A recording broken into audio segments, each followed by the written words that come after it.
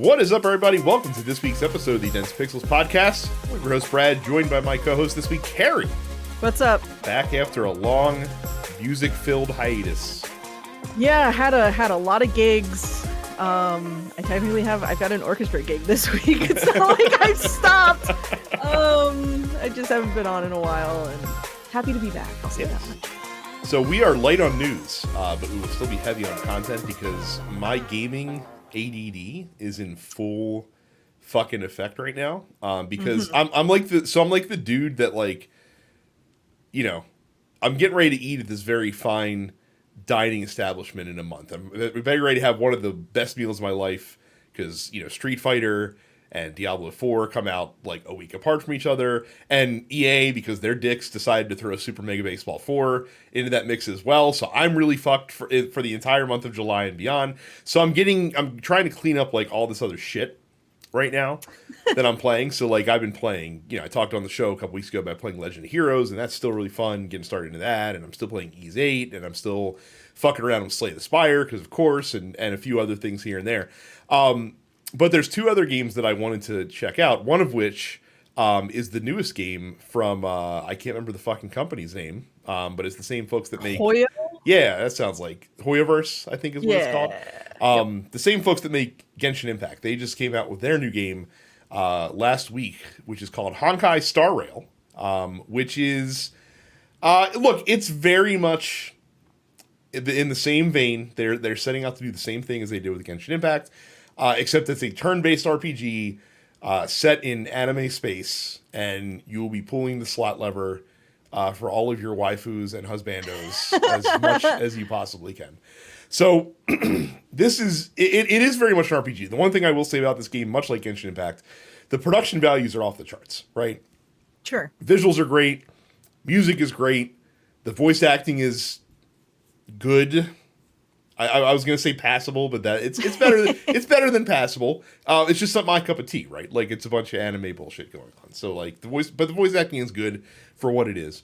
And the hook of this game, for me personally, was the combat system, because it's a very, very like stripped down JRPG combat system. So the way it works is, you know, you're walking around in these very small areas that you're in, and there's enemies on the map, and you can attack them on the map, and each enemy has like a weakness, right? Like it's very like Octopath Traveler-y, where all of your party members are a member of this like one path, right? And the paths like translate basically to elements, essentially. Like, you know, there's like a fire one, there's an ice one, there's a physical one, there's a, you know, lightning one, et cetera, et cetera. And many enemies are weak to multiple types of these elements, right? And so if you attack an enemy on the map, if they're weak to the person who you have like portraying your character on the screen, then you actually start the battle at an advantage. And the battle system is very similar to Octopath Traveler, where you want to hit enemies with attacks that they're weak to in order to break their guard, because then you can do additional damage to them. Sure. The difference is, in this game, they just tell you what the enemies are weak to. You don't have to like suss it out like you do. Oh, okay. Like Octopath. in Persona or something. Yeah, like that. like they will tell you straight up. They're like, this dude is weak to these three elements. You're like, okay, cool. I have someone in my party that can do that. So let me make this happen. Each character, you have 4 characters in your party. Each character has 2 attacks. They have one just regular attack, and then they have one special attack, which sometimes is just like a multi-hit single enemy attack. Sometimes it's like an AoE. There's some characters that deal like status effects. There's some characters that buff your party. It is very much what you would expect to see. And again, you are trying to whittle these enemies down. You're trying to break their guard so that you can deal heavy damage to them. They still will attack you, of course, as well. So you have to, you know, worry about that as you go through. Each character also has an ultimate, and the ultimates are very fast and very frequent. You will get them a ton. Which is good because they do a shitload of damage, and it's great because you don't have to keep them in your back pocket, because you're going to get one every like 2 to 3 battles anyway per character. So pretty much every battle you fight, one of your people is probably going to trigger an ultimate in some way, shape, or form. And it's basic, but it's quick. Like, I like that it's quick. I like that it's fun. And when you kill enemies, they don't give you EXP. They give you items. That's all you get from. That's all you get from the enemy drops. And so you're going around in this RPG universe. The look of it feels very much like a Tales game to me. But then we get to the systems in the game, and boy howdy, as you would expect from a free-to-play game in the year of our Lord 2023, there are a lot of systems running underneath the hood of Honkai Star Rail. There are so many resources in the game that you can earn, and they all do such different things. I mentioned that enemies don't give you experience when you kill them. What they do give you is items, and then you can use those items to level up your character outside of combat. You don't do it through normal fighting, you do it by pumping items into them. And it's kind of cool because you can like just dump a shitload of items on one character and have them go up 10 levels like very quickly if you want to, and that's fine. But of course, your progress is then gated by the frequency to which you will pick up the specific items that you need, unless of course you want to go into the microtransaction store and pay real money to buy them, which is always an option. Fortunately, in the early stages of the game, it's plentiful. There's plenty of things to go around. You also, each character, the only thing you can equip on them is what they call a light cone, which is not a weapon, it's not an armor, it's just a thing. It's a trait almost that you put on your character, and it buffs your stats, and it gives you a passive. And there's a shitload of these to collect as well, in addition to all the different characters that you can collect. And you can level these up too, and they level up the same way. They use a different item that you can use to level these things up, and you can also consume other light cones that you have to pump into them, which is good because you really only need one of each light cone. And of course, you get multiple as you pull the slot machine lever of the same one, because that's how these things work. And so those are your two like primary things that you're leveling up with your character as you go through the game. But each vendor also has all sorts of items that you can buy, and these items can be used for characters that follow a specific path to help them level up and engage and things like that, and do sorts of and those sorts of things. There are experience tracks, or I shouldn't say experience tracks. There are progress tracks out the wazoo in this game. There's a battle pass. There's a daily task list that you can fulfill. There's a side quest task list that you can fulfill. There's your main, what they call your Trailblazer level, which is your kind of your progress through the main story, if that makes sense. And there's a shitload of side content to do. Some of it is like repeatable stuff that you're intended to do every day. Some of it are just like normal fetch quests, side quests that you find in RPG. And then you literally have the golden path. They call it the Trailblazer path. But it's literally those icons are bracketed in gold because that's the main way through the game. Mm-hmm. Now, where I'm stuck on this is when you go through, like, you can kind of choose what content you engage with to a point. Sure. Because at some points during the Golden Path, and now keep in mind, like, I'm in the second area of the game, like the second story area of the game. They will gate you on your Trailblazer level before you can even start certain quests. Like, you have to get your Trailblazer level up to a certain level before you can begin certain quests in the main story. It is literally a progress gate to stop you from just mainlining the main story and to force you to go check out the side content, essentially, sure. which is essentially the stuff that's going to keep you there every day. Because once you're done the main story, that's it, and you have to wait for new story lines to come out, which will come out eventually. But they want you logging in every day, so they want to push you as much as they can towards the side content. And that really ticked me off this early in the game to kind of run into that level gating. And then, of course, the biggest thing about this game, it's a fucking gacha game. So, like, you are literally pulling the slot machine to try to get new characters, to try to get new light cones. You're chasing after 5-star characters, 5-star light cones. How's a 5-star better than a 4-star? I don't fucking know. I just know it looks better, and it gives you like a pretty thing when you pull the slot machine and a 5-star pops out. What are your odds of getting a 5-star? Pretty shitty. Like, it's pretty bad. I don't know what your odds of getting a character are anyway, every time you pull the lever, but your odds of getting a 5-star character are 1 in 20 when you get a character. So, like, if your odds of getting a character are 20%, let's say, when you just pull the lever, then your odds of getting a 5-star character are 1%. You literally have like a 1 in 100 chance of pulling a 5-star character, which is what everyone is chasing. Now, they have like the starter slot machine that you can start on that's limited, where you're guaranteed to get a 5-star pool within 50 tickets, which is not a lot of tickets. Like, you can spend that pretty quickly. So like you have a guaranteed path to one 5-star, but again, that's just to get you hooked because they want you to go to the regular slot machine and hit that fucking lever and watch the train go off into the distance, and it comes back with the sparklies and everything in this game. Like every achievement, like you get progress points for achievements, and every time you click an achievement, the little claim thing explodes. Ding, ding, ding. Yeah, like it is chemicals. it is engineered to be a just consistent and steady and subtle endorphin drip into your head to keep you just clicking and playing and grinding. And that's and why playing. I don't play right. gacha And then games. and then eventually you will get desperate enough, hopefully, that you spend actual real money to be able to pull the slot machine, and that's kind of what they're hoping that you do. With games like this, like I've played a ton of games like this. Like I've talked, I played Immortal through the campaign. I played Puzzle Quest 3 for a good 40 hours before I fell off. So I always know going into these games, because I don't want to spend any real money or as little as possible, that there is a shelf life for me. Like there's going to be a point where I bounce off of this, and hopefully the game is fun enough to kind of keep my attention for dozens of hours until I get to that point.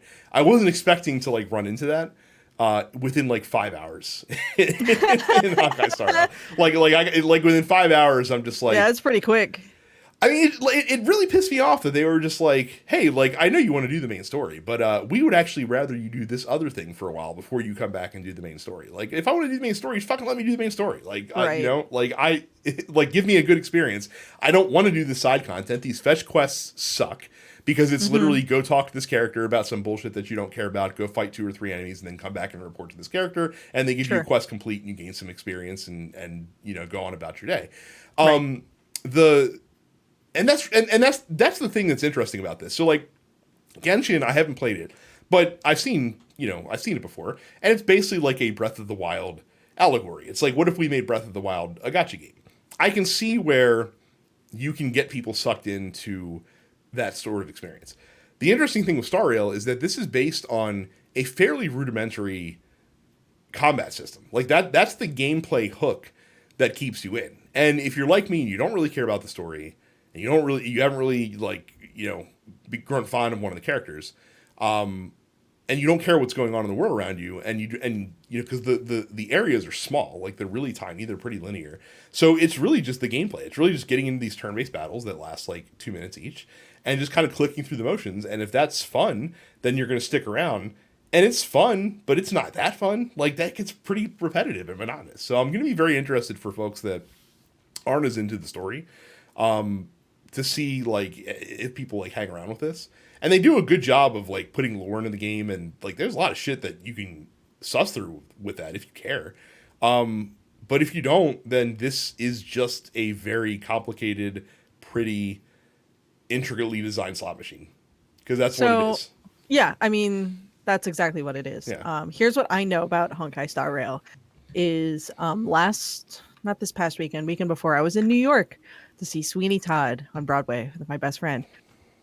See, apparently, side note, quick tangent, seeing Sweeney Todd on Broadway right now is a really easy way to learn who in your friends and family is a big fan of Josh Groban. I have learned so much of my extended family's love of Josh Groban. Is he in it, or did he score it? He's Sweeney Todd. He's fabulous in it. But yeah, it's like I've been telling people like, oh yeah, I saw Sweeney Todd on Broadway, and they're like, oh Josh Groban, oh my god. But in order to get to the theater, we had to walk through Times Square, and currently, or at least 10 days ago in Times Square, there was a Honkai Star Rail train, and so I had my photo taken with the train because I thought it was funny. So my connection to Honkai Star Rail is there's a photo of me, and I'll send it to you, in the rain in front of the train that I guess brings you your fucking JPEGs, your 5-star PNG waifu, with an enormous American flag in the background. And hilarious. Because few things scream American capitalism like gacha games. That's true. I mean, one could argue. It is perhaps the most capitalistic thing that has ever been imported into our country, if you think about it. Yeah, like if you care about the story, like you join a party of like space rangers essentially that are flying around to different planets on this astral train, because there's this bad thing that's in the universe. I don't know. It's called a Stellarian. I don't know why it's bad yet. Maybe I'm too Whatever. early in the game, but You know what that is? That's some anime bullshit. it is some That's anime what that bullshit. is. I'm really just enjoying Legend of Heroes though, so like I'm going to continue playing that and not worry about playing Playing Honkai gacha Star Rail. bullshit. Yeah, Yep. I have not uninstalled it yet. Or wait, did I? Maybe I did. I can't remember if I did or not. We'll see.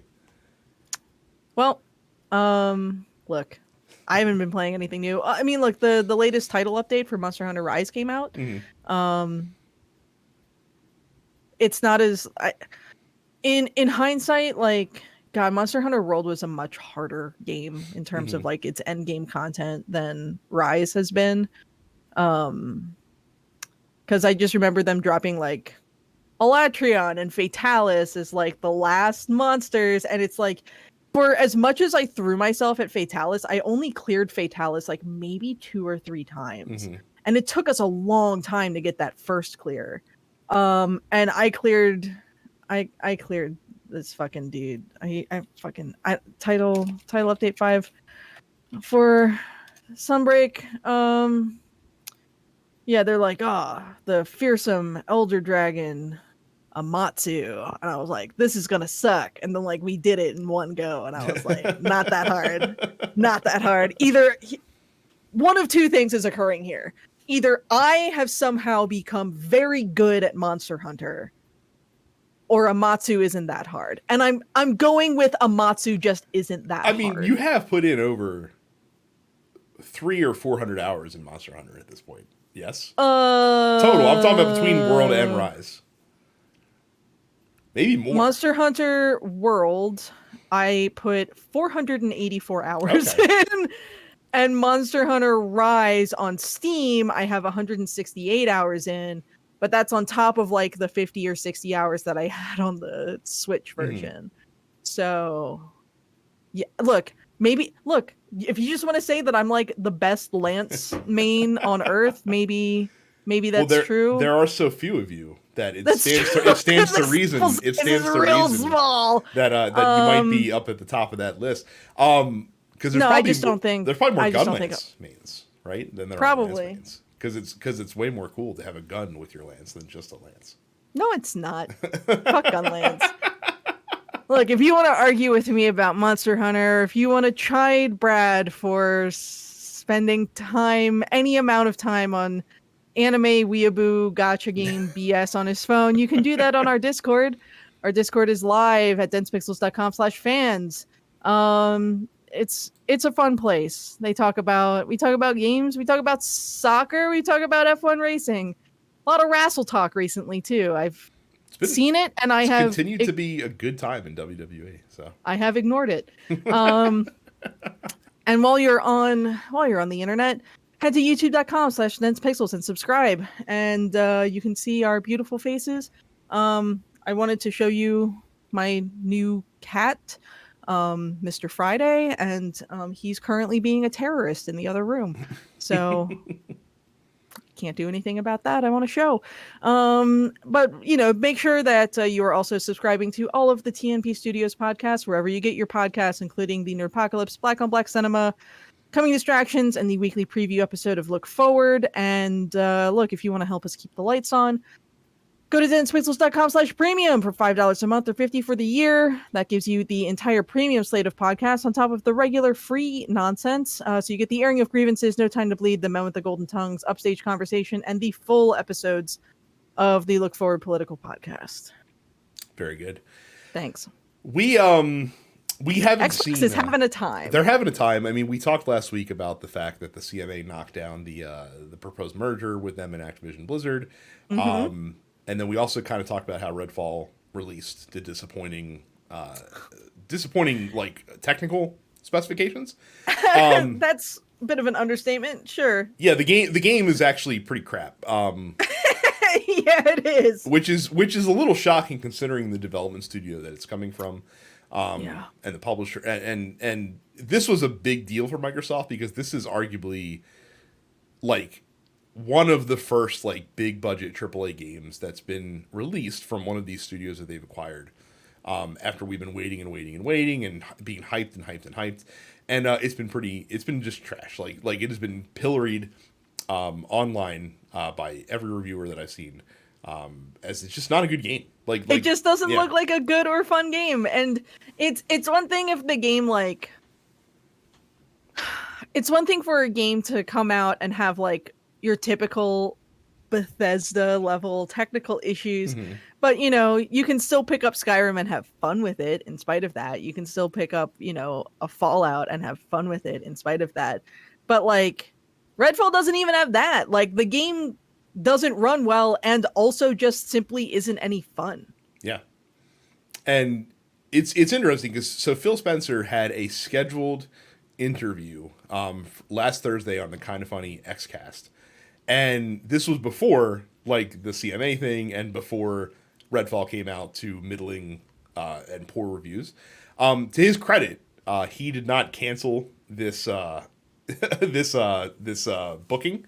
And he went there and faced the music, knowing that he was going to get some tough questions. And I'll give Phil Spencer this: of the of the heads of the three big companies, Phil Spencer does seem the most like a person out of the three of them. The other ones seem like very corporate CEO types. They seem like they have always been given like a preparation by a very expensive PR firm before any public appearance that they make. Whereas Phil Spencer is just like, all right, here I am. Let's do it. And I'm not gonna beat around the bush. Yeah. I do always like I have a lot of respect for him in that sense, Yeah. But yeah, the thing that he's been sort of like lambasted a little bit about is the fact that he said we do mock reviews for every game we launch, and this is double digits lower than we thought we were going to be. That's one of the disappointing things. We would never strive to launch a game that we thought was going to review in the low 60s. It's not part of our goals. And I'm like, of course you wouldn't want to launch a game that you thought was going to review at like a 62 on Metacritic. And I don't think you would come out and say like, we knew it was going to be this bad and we shipped it anyway. Then later in the interview too, like he talks about how like they're like, why didn't you delay it?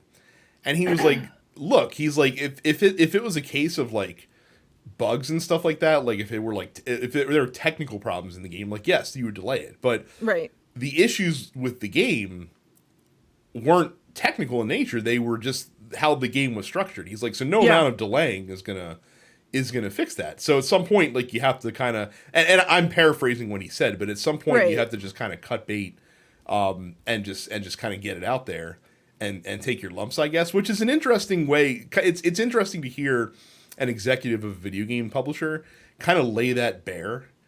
Because we do talk all the time, like, hey, if your game sucks, just delay it. And it's like, yeah, but at the same time, like, we've already invested. It's tough because again, and I get what he's saying there too, is the fact that like, our studio had a vision and the vision just like isn't landing with the audience, and like you can't.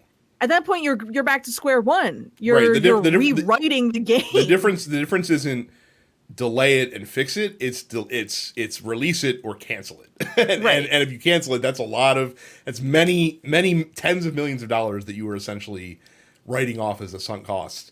Where you might as well, if you're a game company, try to make up some of that money. Like they're probably not going to make up all of it with this game because it's pretty fucking bad, but they'll at least get some of that cost back. And it's kind of like releasing a bad movie. Like studios know when a movie is going to be bad and they still put it out there anyway, and they get whatever they can and and kind of write off the rest. He also kind of talked about how one of the quotes in the interview was, people are so fixated on the games that Microsoft has promised or has been putting out. And he kind of made the point, and again, I'm paraphrasing, I don't have the exact quote in front of me. He said, Starfield could be an 11 out of 10. He's like, and people aren't going to trade in their PlayStations for Xbox all of a sudden. He's like, that's not a realistic thought process. And he made the point, he's like, hey, we lost the most important console generation to lose because people have now built their digital game libraries and they kind of have this baked in loyalty to one brand or another, because now, like, if you had a PS4 and you bought a shitload of games on the PlayStation Store, all that stuff comes with you to the PlayStation 5. So you already have kind of this built-in game library. And I guess he's making that point to kind of talk about why Xbox has taken the opportunity this console generation to sort of diversify their strategy and worry about getting people where they are, as opposed to trying to get people to buy a $500 box that is going to be a tougher sell, because then you have to buy the games and get into the ecosystem on top of that. So, like I said, it was a weirdly candid interview, and some people were, lambasting him for things that he says. I think some of the people that were criticizing him might have been taking some of the things he said out of context a little bit. Yeah. I think they were kind of viewing those comments unfavorably. I found it pretty refreshing for him to just kind of be out there and be like, yeah, look, like, we know this is a disappointment. We're still, what I also found interesting is he talked about how they're still committed to the game, and committing to trying to improve the game, which, to me kind of is like polishing a turd. And I guess it's good to some extent that you're not just leaving the people that did buy the game and did pre-order the game in the lurch.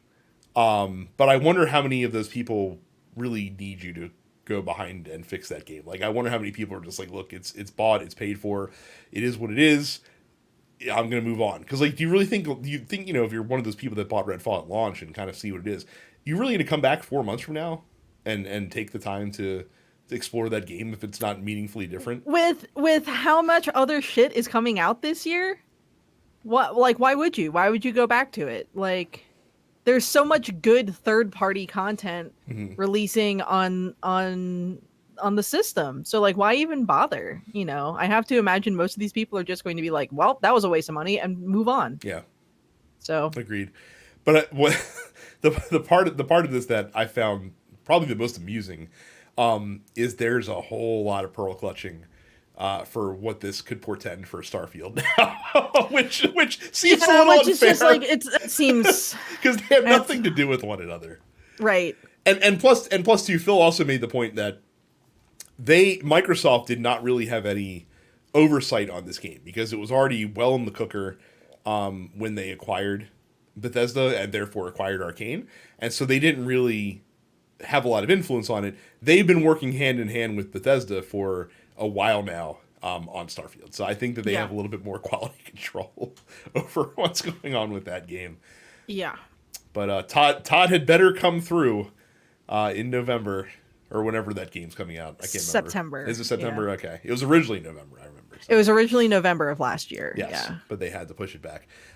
Look, I'm still tentatively curious about what Starfield's going to be. I'm buying Starfield day one because I'm a simp. I'm renewing my Game Pass subscription day one and gonna play it that way. So ooh, yes. Yeah. Look. No, I'm gonna fucking buy that shit. You kidding me? Like, of course I am. Speaking of games in space, so the other games, I guess 2 games that I've been playing. So Everspace 2 came out a couple weeks ago, and I'd never heard of it, but it had been talked about on a few of the podcasts that I listened to. And there was a free demo available on Steam that lets you play the first couple campaign missions. And so I checked it out because I heard about it. It's basically a flying through space and you're like flying a fighter pilot in space sort of thing. Man, it's really fun. Like, it's really fun to fucking fly in a fucking spaceship and shoot things and avoid like asteroids and things of that nature as well. Just a good time. Looks really good. The story's kind of threadbare because it's told through these still like these moving still images essentially with voiceover. Which is fine because that's not what the game is. The game itself, Everspace 2, is sort of what I guess what I would call like a guided open world. Like they have these different little space sectors that you can fly to and do some shit in. Along the way, as you're doing missions and side quests, you'll get like a distress signal that you can like veer off the path to go investigate and see, what's going on, and you can find different upgrades for your ship, different weapons, different missiles, different special things like EMPs and things of that nature as well. It's a really good time. So I played the demo for Everspace 2. And I said, I had a lot of fun with this. Saw the game was $50. I'm like, it's fun, but I don't know if it's $50 fun, so let's hold off. But then I went on to the Humble store and saw that Aha. Everspace 1 was on sale for $3 and change. So I'm like, well, fuck, for $3, It's pretty good. I'm gonna check It's out pretty good, Everspace 1. right? Everspace 1's a completely different game, interestingly enough. So whereas Everspace 2 is kind of like this open world-ish RPG of a space flying game, Everspace 1 is a roguelike. Still the same kind of gameplay, where you're flying through space trying to shoot stuff, trying to scavenge and collect and sell and all this other stuff. But it's done with a run-based gameplay style.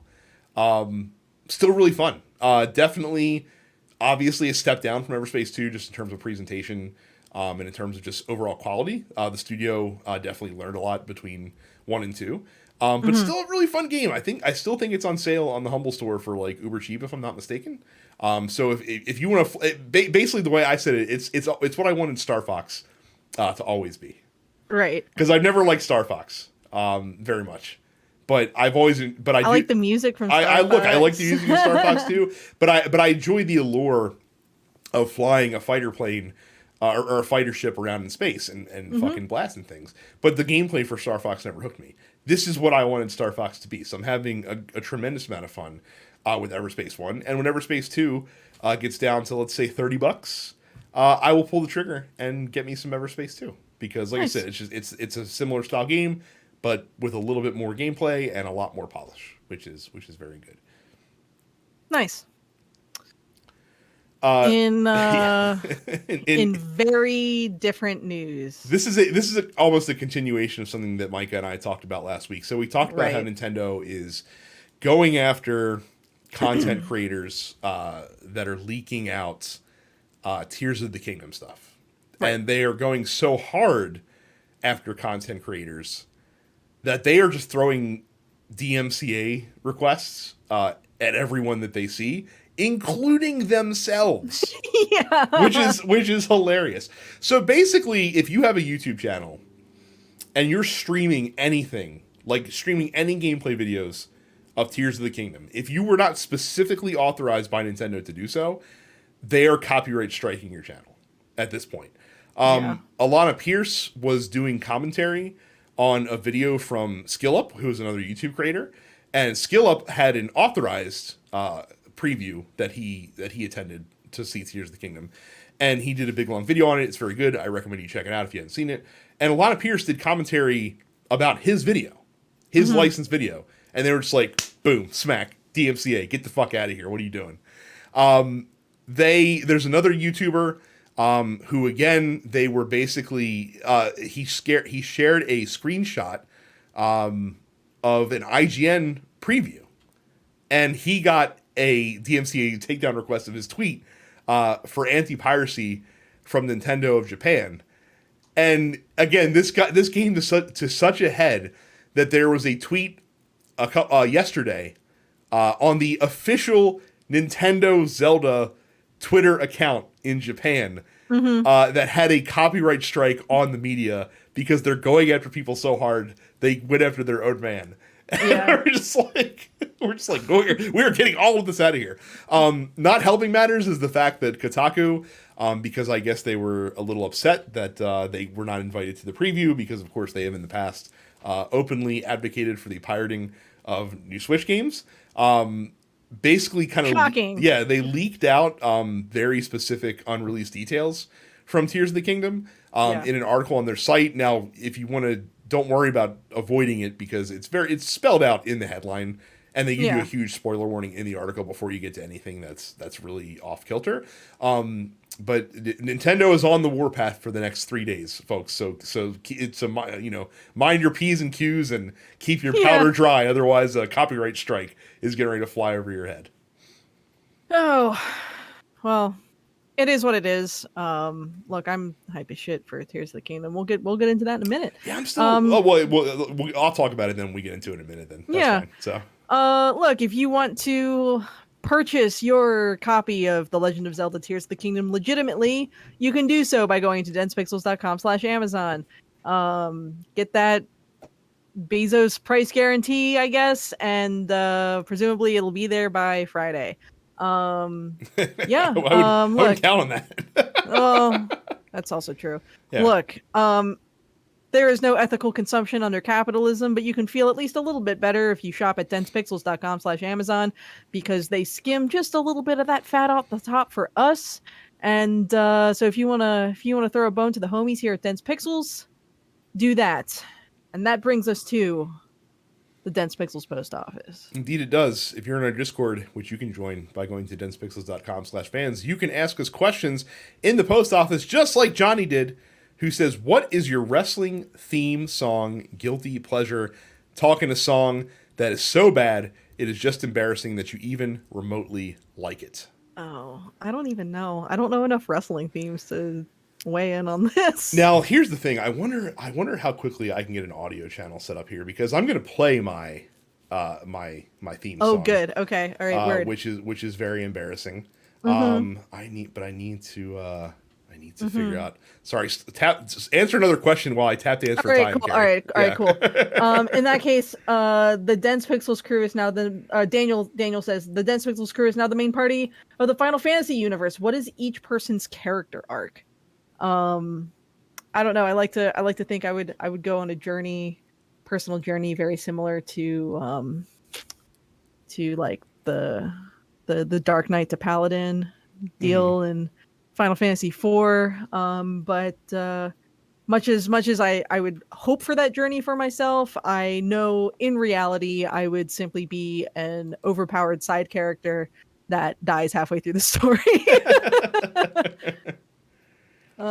Johnny said Micah would end up being a Beastmaster, but for dogs. Love that for him. As for you, Brad, I don't know. Would you be our spiky-haired protagonist? Maybe. I don't know. Like I don't see. That's the thing. Like I'm not cool enough to be a ranger. So like, but I don't know what class I'd be, because ranger is my favorite class. So okay. Was that coming through? No. It was not. Okay, damn it. No, I can't hear it. Okay. But oh, fucking. It's hard. Note to self: don't ever do this shit on the fly. It's a terrible fucking idea. So, because messing with what you look. Answer another question. I think I could figure this out in the meantime. All right. Cool.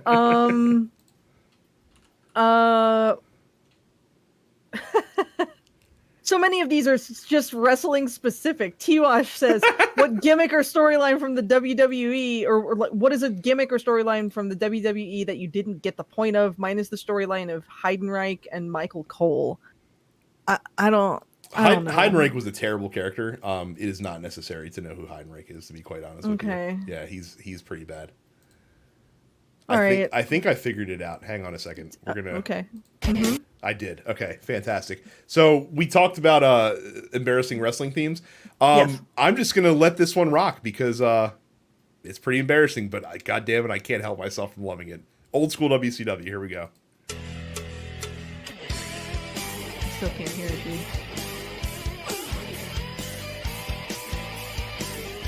You look like you're having a great time. Great. The podcast listeners can hear it, which is what's important. Okay. So. Okay. Man called Sting. The man called Sting. He's a man called Sting. It is the most 80s fucking rock song in the entire world. Get some of that butt rock. It's terrible. In there. Yes. Man called Sting is the correct answer to the best wrestling theme song. So there you go. Very Hopefully good. that came through on the audio. If not, then it's just a lot of silence with me occasionally singing "Man Called Sting." Good. On the Only podcast. one way to find out, and you'll figure that out in post. I will. I will. Cam asked, "How much longer until Brad makes his jump to real racing?" Oh, so long. I'm terrible at real at virtual racing. Like I have fun doing it, but I'm not good at it. Uh-huh. Like that's the thing. Like I'm finding it's the CPU, but when I go online, I get the shit kicked out of me. Nice. So gonna be a while. Always good. Gonna be a while yet. John C. asks, how insane was that Bad Bunny reaction? I've had Shambay on a loop since then, and shout out to Zelina Vega. She's come a long way since TNA. It makes me happy seeing brown folks shine. We're just not going to talk about the Bianca reaction. Again, I don't know what any of this means. Bad Bunny, you can look at this on YouTube if you want to.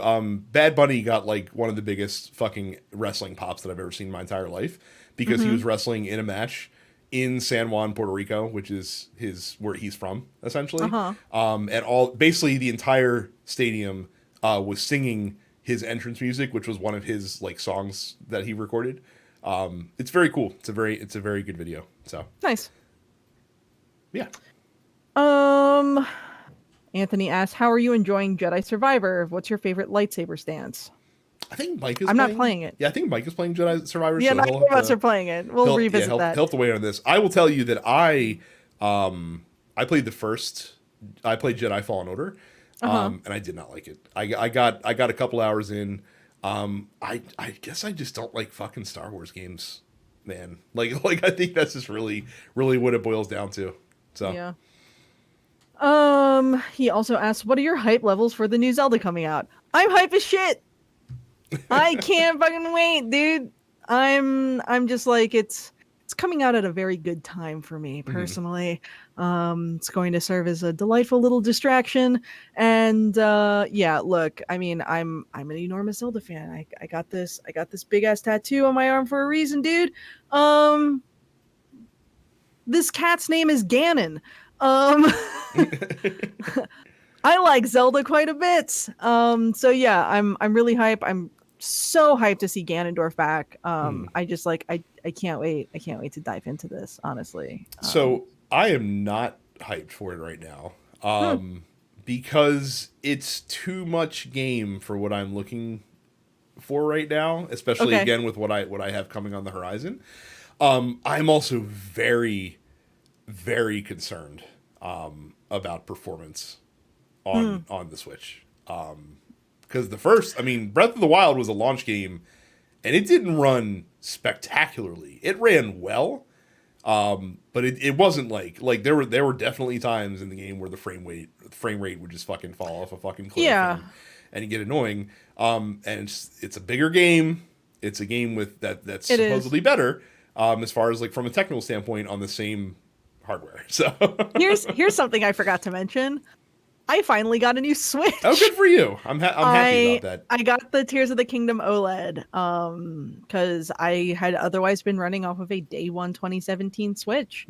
And that shit sounds like a jet engine just trying to run anything else. And I was like, you know what? I'm doing a lot of traveling this year. So I'm going to be playing it in handheld mode more often than I think I have previously. So I'm just like, I'm going to do it. And it is a beautiful little console. That the way the dock looks comparatively, it's just like it's really nice. I'm glad I treated myself to it.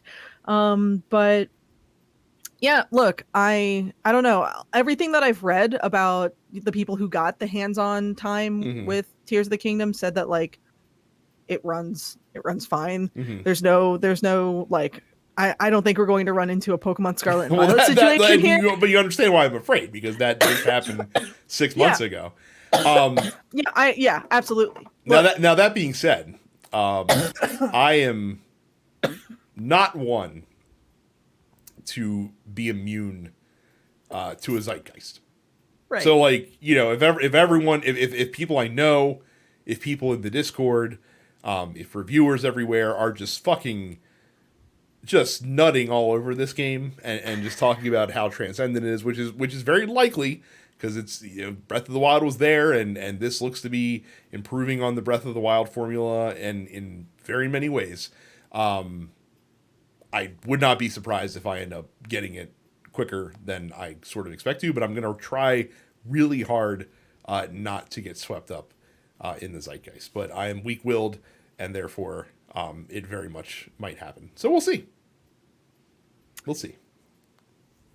Casa asks, Carrie, I'm trying out Pokemon Infinite Fusion and it's absolute madness. What Pokemon would you fuse together to make a net improvement over the base species? This is going to be such a non-answer. I love Pokemon the way that they are. I don't like the Pokemon fusion things are very cute. I don't put a lot of thought into them myself. My favorite Pokemon is like one of the ugliest ones out there. My favorite Pokemon is Pinsir. So I cannot sit here and be like, I would make Pokemon better because so many of my favorites are ones that people think are ugly and bad. So I'm like, give me all my little ugly bug types. Thank you. Um, sorry for the non-answer. It's just it's not something I think about. Um, M. Rogers says, if Starfield doesn't work out for Xbox, what's the actual next thing to even look forward to for them? I don't know, but I also don't know why people are doing the hand wringing over Starfield in the wake of Redfall. Like as we discussed, like I think that you're seeing that because again, you have to remember that we are coming off the backs of Halo Infinite 18 months ago, which had its share of issues, obviously. When they did show Starfield off last year, it didn't look amazing. And then of course if they couldn't get Redfall running at 60 frames a second on Xbox Series X, can they get Starfield running at 60 frames a second on Xbox Series X? And I think that's a fair criticism. I mean, that was one of the things we were sold for this console generation. So if it can't pull it off, I feel like that's a problem. yeah. So I get where the hand wringing is coming from. I would just not lump Redfall and Starfield into the same bucket. They're not even really in the same zip code. No, Like, and look, Starfield is going to be fucked up when it comes out, but it'll be fucked up in completely different and exciting it'll be ways. fucked up in Yeah. in the ways that we have all grown to love from Bethesda. I can't wait to see what things spawn out of where in that game. But But what would we look to Microsoft for after Starfield? I don't know, man, because like the other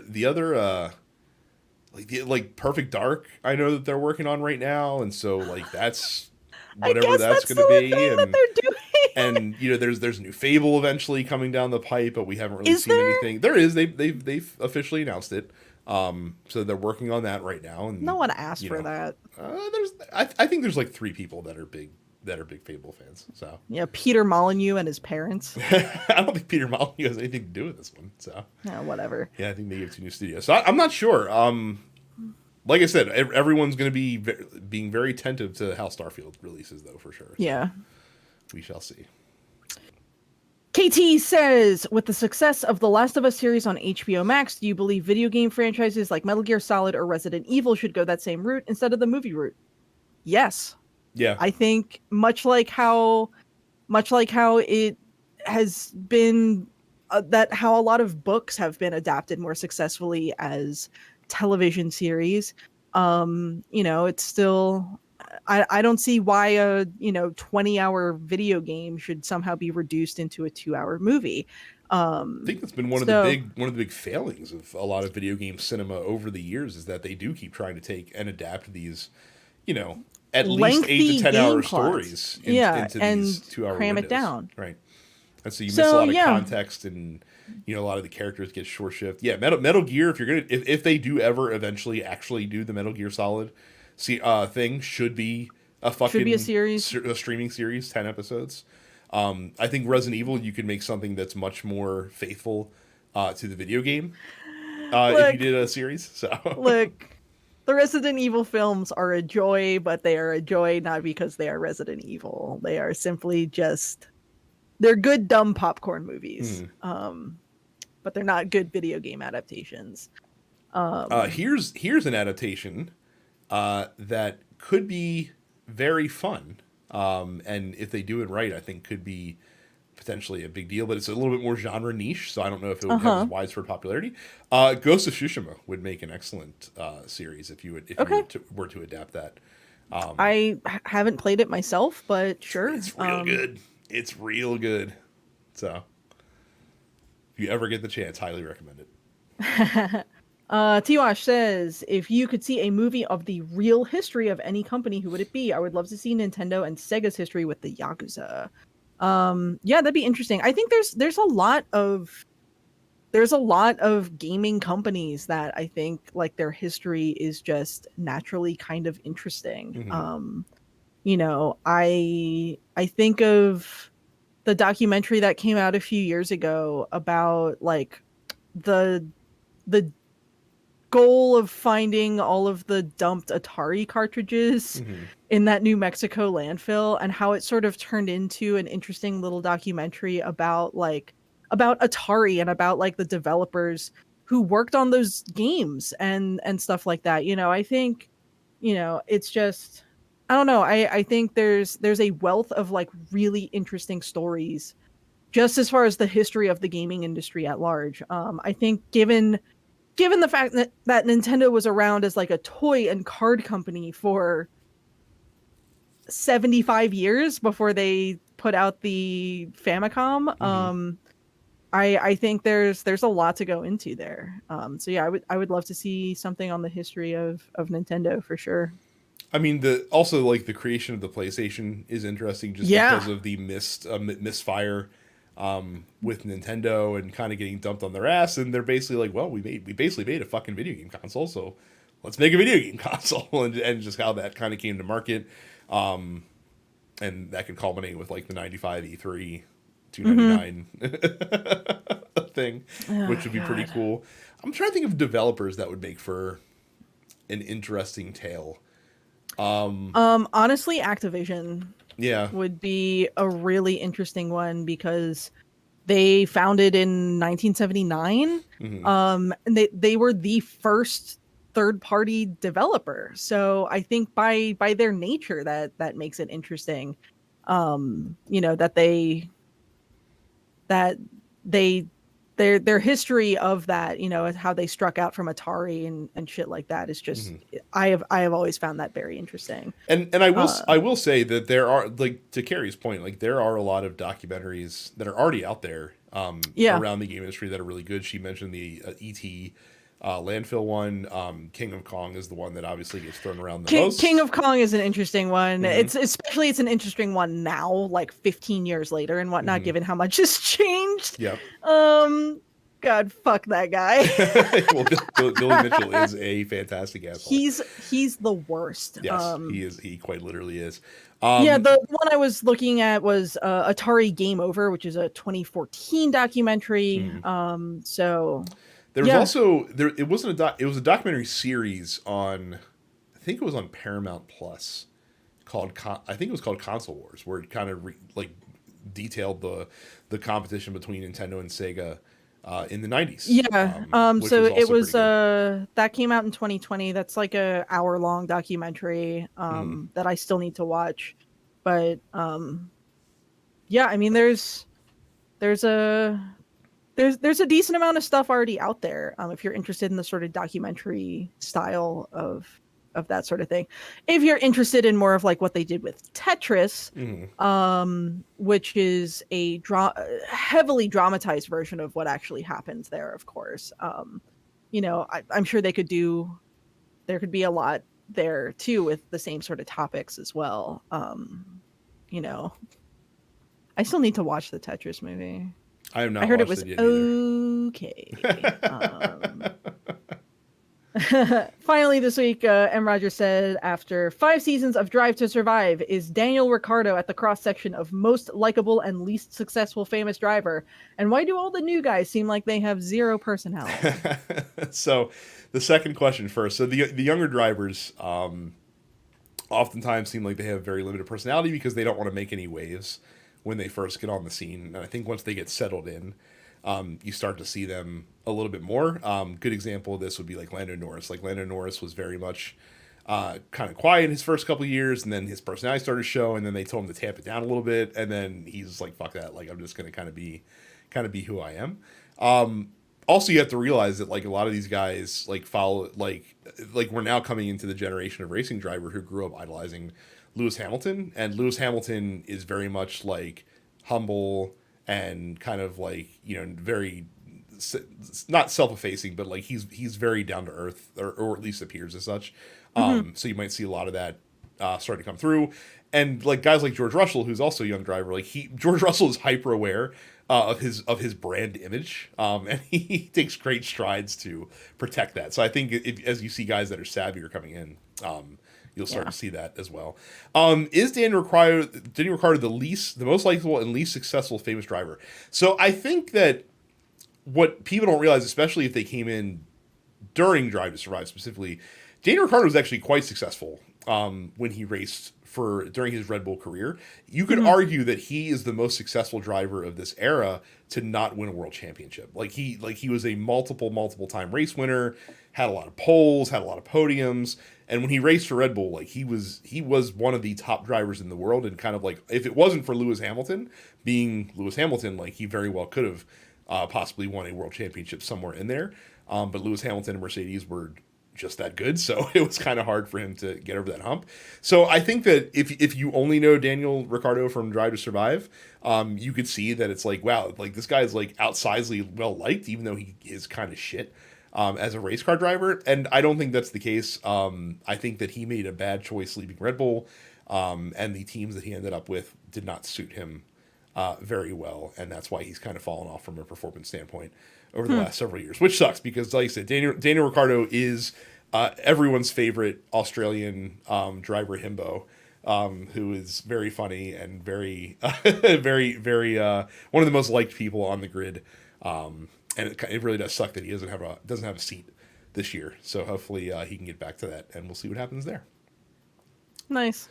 So that is it for the post office, and that means that is it for this week's episode. Don't forget to join our Discord by going to densepixels.com/fans. You can subscribe to the show, as well as all the other TNP Studio shows wherever you download fine podcasts. If you're more of a video person, go to youtube.com/densepixels. Subscribe to the channel while you're there, because we release this podcast in video form every single week. You can also follow us on Twitch at twitch.tv/densepixels, and you can follow our individual channels. I am densepixels Brad, Terrence is Apparition410, Carrie is Suppets Carrie.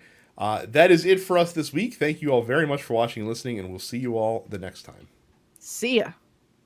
You're watching the Dense Pixels YouTube channel. Click the subscribe button while you're here, and make sure you check out our weekly podcast where we discuss the latest gaming news and our impressions on what games we've been playing.